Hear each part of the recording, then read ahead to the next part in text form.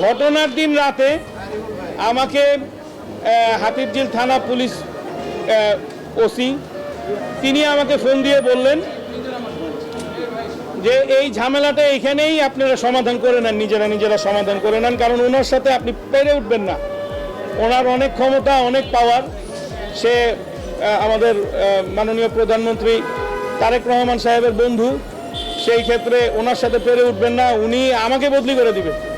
তো এইরকম ভয় পাওয়া লোক দিয়ে এরকম একটা এলাকা চলতে পারে না।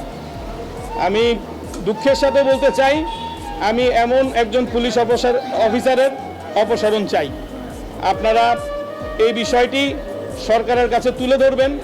একদম সাহসী, নিষ্ঠাবান এবং কর্মঠ একজন পুলিশ অফিসার যেন একটা থানার ওসি হয়। যে কেউ দলীয়ভাবে দলীয় ক্ষমতা বহন করে একটা থানার ওসি যেন না হয়। একটা ওসি চাইলে অনেক কিছু করতে পারে, সেদিনকেই সে অনেক কিছু করতে পারত, কিন্তু সে উল্টা আমাকে ভয়ভীতি দেখাইছে।